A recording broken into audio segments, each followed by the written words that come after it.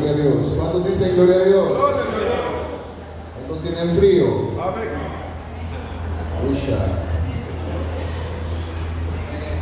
helado, ¿verdad? ¿Cuántos se gozaron en los coros? Uy, qué poquitos. ¿Cuántos se gozaron en los coros? ¿Cuántos sintieron la presencia de Dios?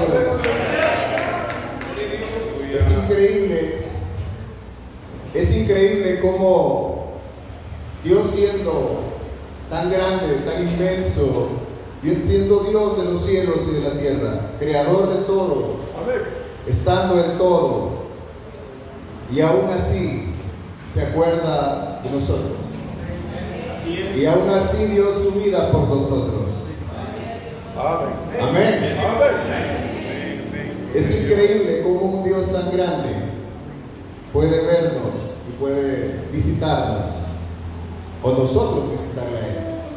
Hace poco escuchaba una enseñanza muy interesante, pero muy interesante, y hablaba acerca de cómo nosotros venimos a la iglesia y a veces venimos con una actitud de a ver qué es lo que pasa ahora, a ver qué sucede, vamos a notar qué es lo que acontece, a ver qué sale de bueno. Tal vez el hermano Julio no se le sale un gallito en esta ocasión. Tal vez al hermano Oscar no se le cae la baqueta. Tal vez los músicos se ponen más formales. Tal vez el que enseñe cuente algún chiste para que ponga bonito, porque si no se pone muy aburrido. Y tomamos una visión muy crítica, pero no nos ubicamos que es lo contrario. Es totalmente contrario. Nosotros no venimos a hablar de las cosas.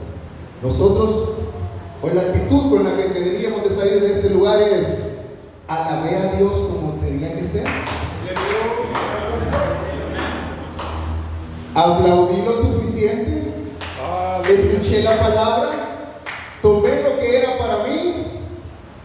Atesoré lo que Dios me puso en esta noche.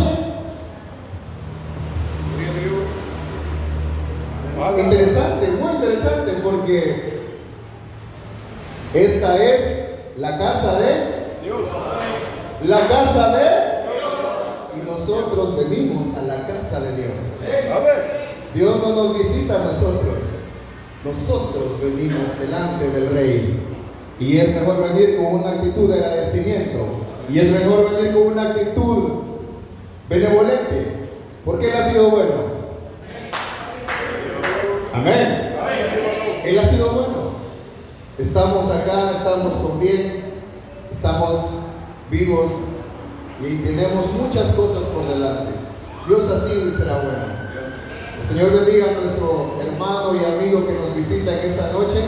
Y ya sea muy bienvenido a su casa, está en su hogar y su iglesia, si usted lo quisiera, y es un honor tenerle en esta noche con nosotros. Abrimos nuestra Biblia rápidamente al libro de Lucas, capítulo 10, versículo 30. Lucas, capítulo 10, versículo 30.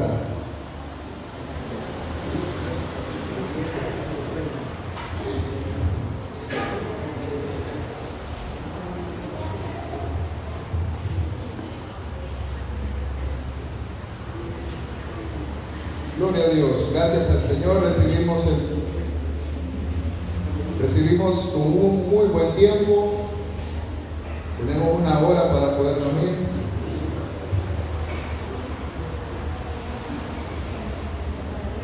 Amén. Amén, dicen mucho. Gloria a Dios, dice la palabra de Dios, capítulo 30 de Lucas. Respondiendo Jesús le dijo: un hombre descendía de Jerusalén a Jericó y cayó en manos de ladrones, los cuales le despojaron e hiriéndole se fueron, dejándole medio muerto. 31. Aconteció que descendió un sacerdote por aquel camino y viéndole pasó de largo. Asimismo un levita, llegando cerca de aquel lugar y viéndole pasó de largo. Pero un samaritano que iba de camino vino cerca de él y viéndole fue movido a fue movido a misericordia, y acercándose vendó sus heridas y echándoles aceite y vino, y poniéndole en su cabalgadura lo llevó al mesón y cuidó de él. Puede tomar su asiento en esta noche.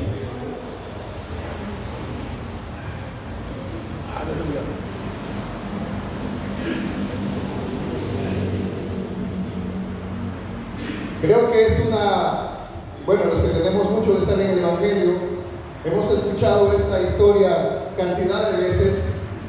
Hemos escuchado acerca de la historia, hemos escuchado la historia del samaritano, o la parábola del samaritano. Y ha sido yo recuerdo que la primera vez que la escuché fue en una escuela dominical. Recuerdo que los maestros intentaban decirnos lo que era bueno o lo que era permisible para poder hacer con los prójimos, o lo que significaba el prójimo en la vida de cada uno. Y sé que usted también ha escuchado muchas veces, los que tenemos mucho tiempo en el Evangelio, muchas veces acerca de esta historia del samaritano y del buen corazón que tuvo el samaritano y de la buena voluntad que tuvo, pues fue llamado a misericordia. Pero antes de hablar acerca de esto, quisiera que viéramos el contexto de lo que estaba pasando en ese momento, porque esta no es solamente una historia para contar o para aprender, sino también es una historia de cómo Dios ponía en su lugar y de cómo Dios hablaba las cosas del reino, de cómo Dios hacía entender y razonar lo que podía pasar en la vida. ¿Con quién hablaba Dios cuando le explicaba acerca de esta historia? Dice la Biblia en el capítulo 10, versículo 25, que un intérprete de la palabra, un intérprete de la ley, se levantó y dijo para probarle: maestro, ¿haciendo qué cosa heredaré la vida eterna? No era cualquier persona la que se acercó a Jesús, no era un ignorante, era un intérprete de la ley, era un conocedor, era alguien dotado, era alguien experimentado, era alguien que no era un ignorante, era alguien que sabía muy bien lo que quería hacer. Y quería buscar a Jesús para ponerle una trampa, para saber si en realidad era quien decía ser, para saber cuánta sabiduría nuestro Señor tenía o podía aportar. Y es muy específico el 25, porque dice: se levantó y dijo para probarle. Quería probar la sabiduría de Dios. Desde los tiempos antiguos han habido diferentes ramas y diferentes secciones en las diferentes religiones. Y aún dentro de la sana doctrina hay ciertas divisiones. Y eso lo sabemos muy bien. Hay hermanos de la fe en Jesús o de la fe en Cristo Jesús que todavía usan el velo. ¿Sí? Y cuando ven a las pentecostales dicen: no, usted está mal, usted está errado, usted tiene que usar velo, usted tiene que usar velo, usted está en contra de la sana doctrina de Dios. Pero los que hemos estudiado la Biblia sabemos que no es así. Sabemos que el pelo de la mujer es bueno.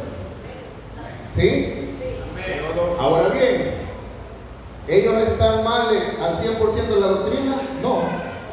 Ellos bautizan en el nombre de Jesús y son muy fieles a la doctrina, pero muy fieles, pero no están acá, no están en nuestra congregación, porque hay diferencias entre ellos y nosotros.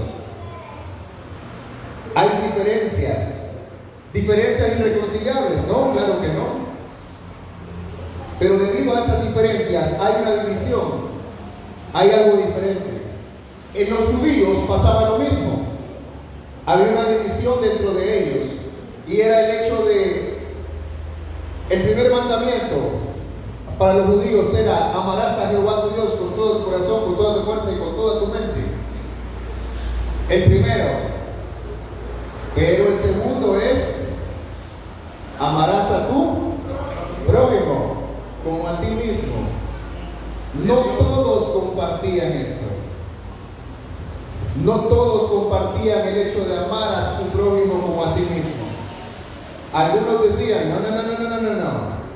no erremos, no fallemos. Ese no es un mandamiento, ese no es un mandamiento certero. Es más certero el hecho de ser santos delante de Dios, el hecho de seguir la ley como Dios manda a seguirla.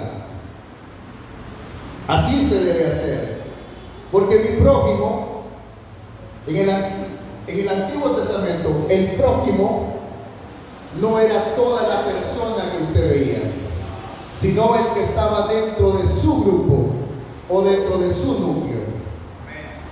Amén. Ejemplo, ¿cuántos marquenses hay acá? San Marcos.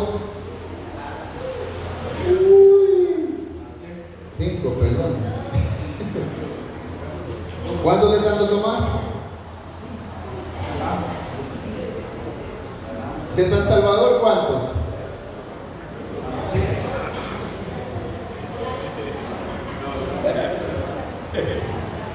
Entonces, los de San Marcos decían: no, yo no soy de Santo Tomás, yo soy marquense y sigo, y mi prójimo son los marquenses, son los que están conmigo. Y decía el de Santo Tomás: no, yo no tengo nada que ver con San Marcos. Ahí solo hoyos hay, es un gran hoyo, por cierto. Yo soy de San Marcos y mi prójimo son todos los de San Marcos. ¿Sí me explico? Esa era la creencia o lo que ellos pensaban que era su prójimo. Las personas que estaban dentro de su núcleo, dentro de su entorno, ese era el prójimo. Por eso algunos decían: no, el segundo mandamiento no es amarás a tu prójimo. El segundo mandamiento es: vas a comportarte y vas a ser santo delante de Dios y vas a seguir su ley. Entonces, Jesús quería saber con qué tipo de persona hablaba.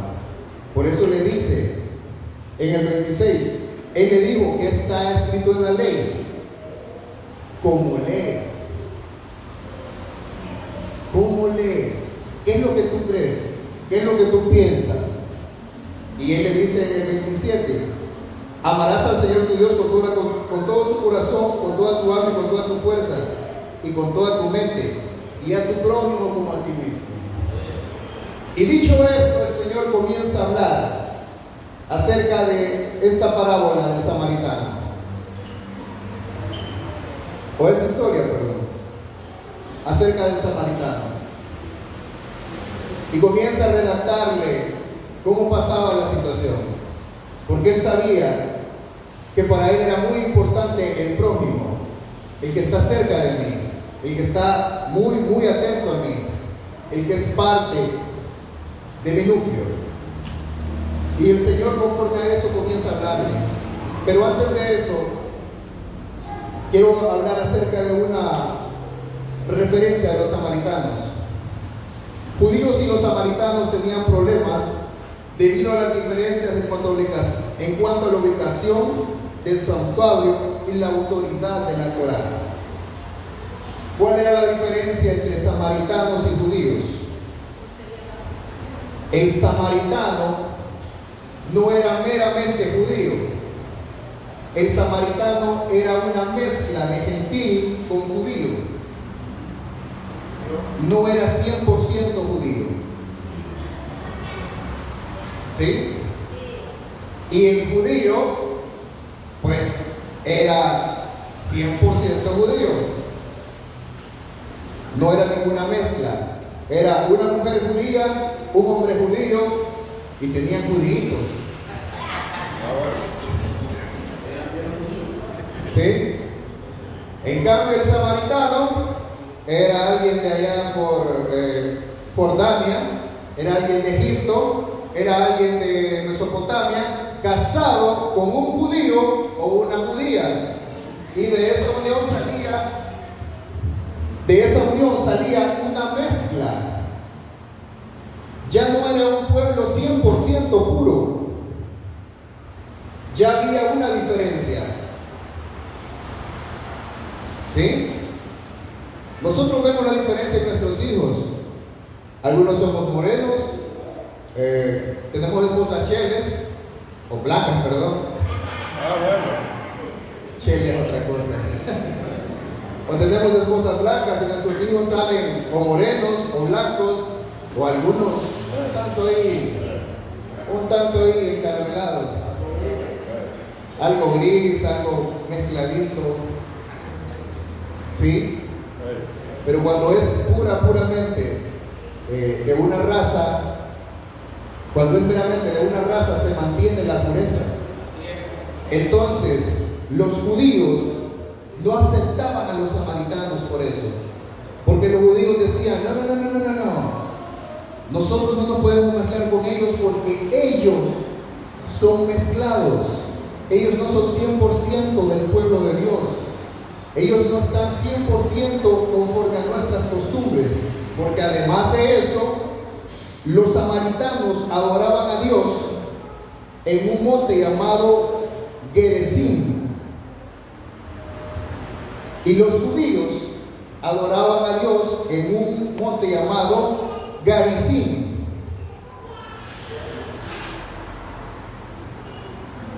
Adoraban al mismo Dios, esperaban lo mismo, tenían la misma ley, aceptaban los mismos profetas, pero no eran lo mismo. Y era tanto el aborrecimiento de los judíos que un samaritano, al haber una discusión entre un samaritano y un judío, el samaritano perdía totalmente el derecho delante del judío. No había pleitos legales, no podía haber discusión porque la palabra de él no era tomada. Y si un judío comía algo hecho por un samaritano, también caía en pecado, porque se estaba contaminando con la comida del samaritano. Muy interesante, la verdad. Era una excepción completa.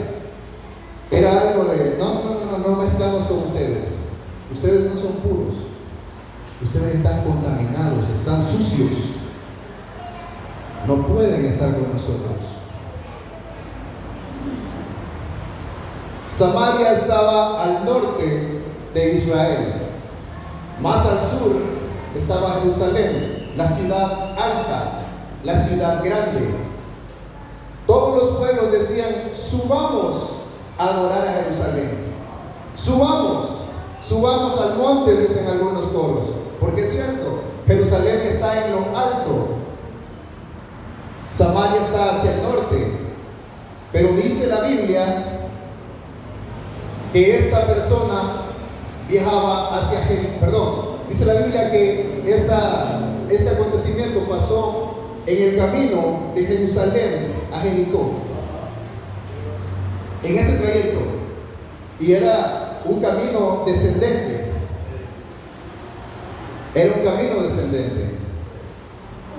Algo interesante, la primera persona que pasó, o la primera persona que vio al agraviado, a la persona mutilada, a la persona que dejaron medio muerta a los ladrones, fue un sacerdote. Amén. Dice la Biblia que fue un sacerdote. ¿Qué era un sacerdote? Un religioso, pero a la vez era alguien con mucha autoridad dentro del pueblo de Dios. En cierta ocasión yo mencionaba acerca de los rangos de autoridad que habían en el pueblo de Dios. Y la primera autoridad no era el rey. El rey era la autoridad política. La primera autoridad era el profeta. Después del profeta seguía el sumo sacerdote. Y después del sumo sacerdote, la autoridad política del reino era el rey. ¿Sí? No olvide eso.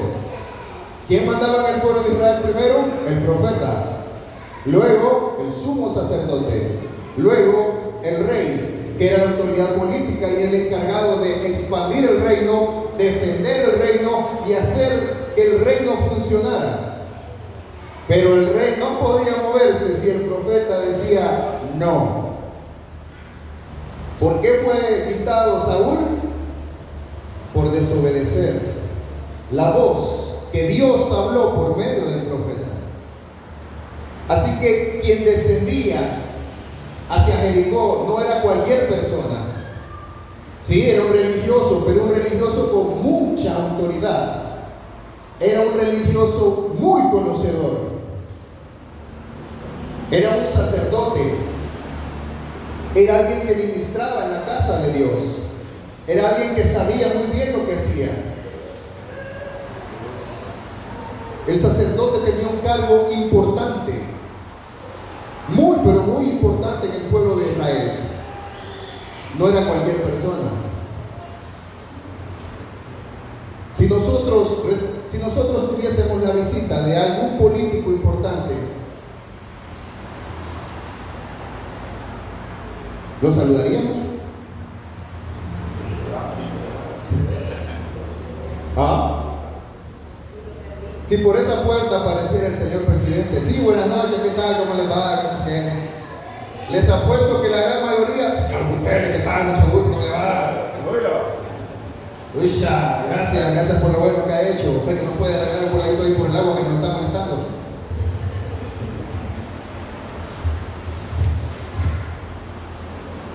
El sacerdote tenía mucha influencia. El sacerdote no era cualquier persona. Era alguien con mucho poder, con mucha influencia. Se cree que los sacerdotes ministraban en la casa de Dios alrededor de 15 días,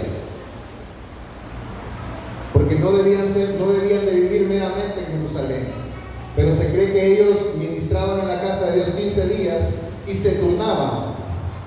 Entonces 15 días ministraba y 15 días se ocupaba para regresar a su casa, descansar y luego volver a los otros 15 días.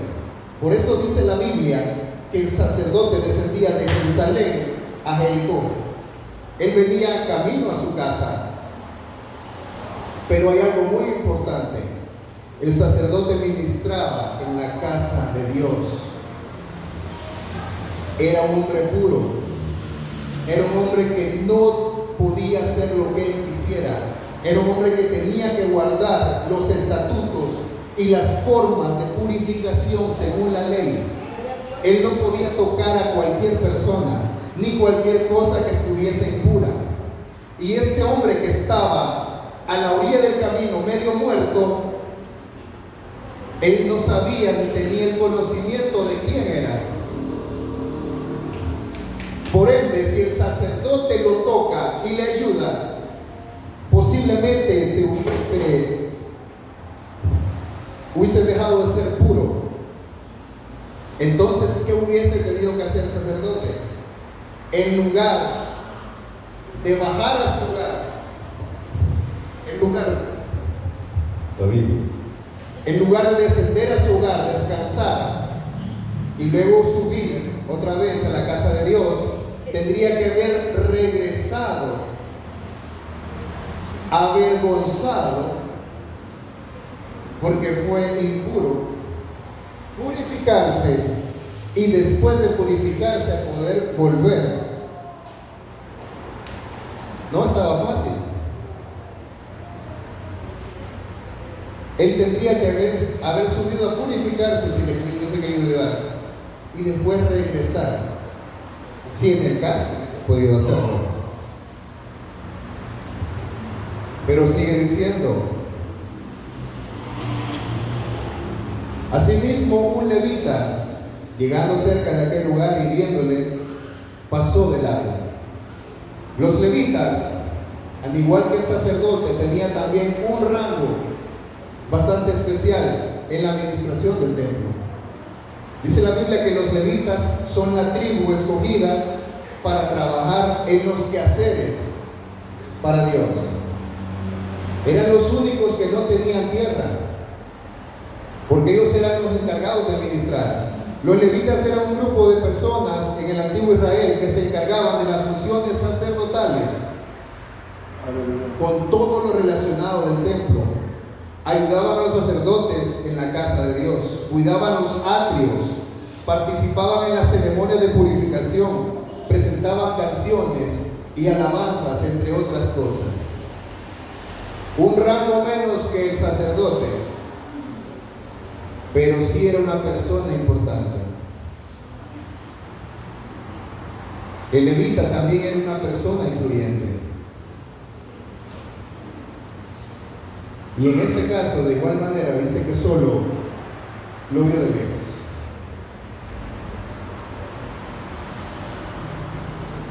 Es increíble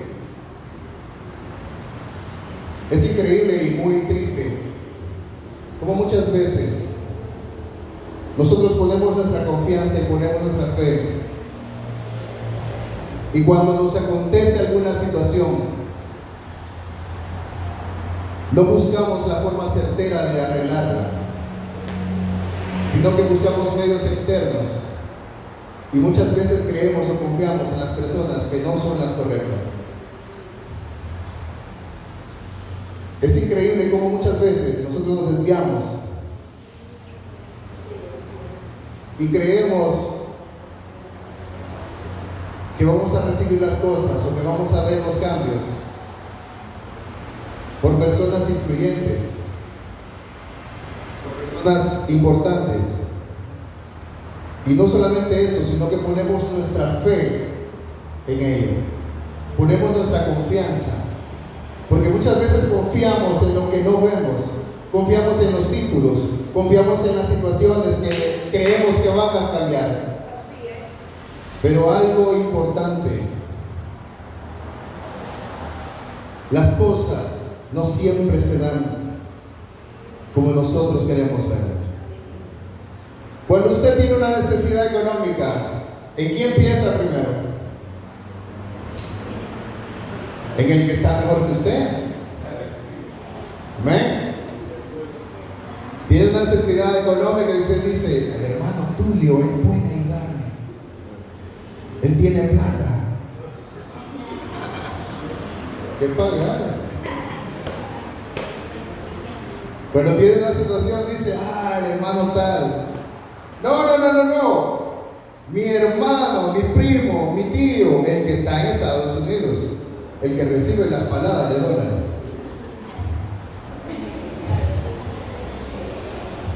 No. Yo no le voy a pegar a mi hermano ni a mi tío que está en Estados Unidos. Yo voy a ser un poco más fino. Yo tengo parientes en Europa, en Italia. Me van a mandar euros. Bitcoin. Nadie lo quiere, la verdad. El Bitcoin. Cuando tenemos un problema decimos: no, el político, la persona influyente va a ayudarnos. Voy a poner en las redes sociales,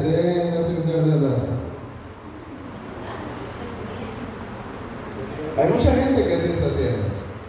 Y yo no estoy en contra de ningún político, porque por sí soy apolítico. Pero no es lo correcto. No es lo correcto. Porque Dios nos enseña que no debemos poner nuestra fe en eso, ni nuestra confianza. Dios nos enseña que muchas veces las personas que menos pensamos, las personas en las que menos creemos, las personas que vemos como que no pueden, en realidad ellas son las que nos pueden ayudar. El samaritano, el enemigo del pueblo, ¿sabe lo que era un samaritano para esa época? Para que un poco entienda un poco. Era como decir: bajó el nazi, y le ayudó al que estaba menesteroso o al que estaba en esa situación. ¿Quién espera algo de eso? ¿Quién espera algo bueno de personas malas? ¿Quién espera algo bueno de personas que no son del pueblo? Nadie. Nadie espera algo bueno. Hay algo muy interesante, porque el samaritano, como lo dije al principio, tenía la misma creencia del judío. Él creía que existía un Dios, él creía en las leyes judías. Es más, ellos creían en la venida de Jesús. Ellos creían también en el Mesías, el Señor mismo. El Señor mismo lo demostró cuando se acercó a la mujer samaritana. Si supieras quién te da de beber, le dice. Perdón, ¿a quién le das de beber? Tú le pedirías. Ellos también creían en eso. Pero hay algo muy interesante. El samaritano, cuando recibió a esa persona, cuando la vio ahí tendida en el suelo, dice la Biblia que vendó sus heridas con aceite y con vino. No crea que toda la gente andaba con aceite y con vino en ese tiempo. Ese samaritano iba muy posiblemente a adorar a Dios y llevaba ese aceite y ese vino para poder ofrecer las ofrendas a Dios. Pero en lugar de hacer eso, tomó a esa persona menesterosa, la subió a su caballo y dice la Biblia que anduvo con él, o lo llevó, mejor dicho, al mesón. El sacerdote bajó en un caballo, el levita bajó a pie, y el samaritano se bajó de su caballo para subir a la persona necesitada. Cuando en la antigüedad, ¿quiénes cabalgaban? Las personas importantes. Los reyes llegaban en sus caballos a las batallas. Pero había una persona encargada de cuidar que el rey bajase y subiese a su caballo de una forma segura.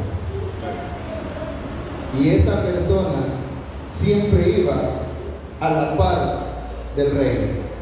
El rey iba en su caballo y él iba a la par de él, cuidando del rey.